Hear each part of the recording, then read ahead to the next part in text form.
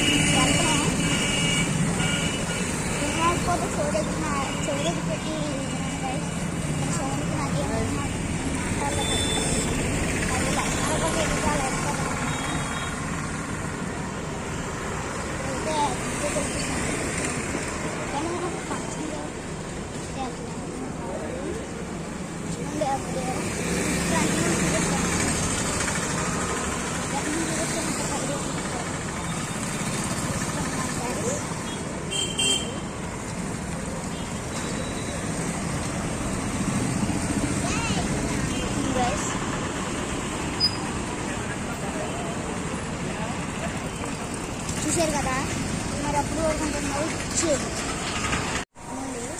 బయట వచ్చేసాం. బయట నుంచి వచ్చింది లోపలికి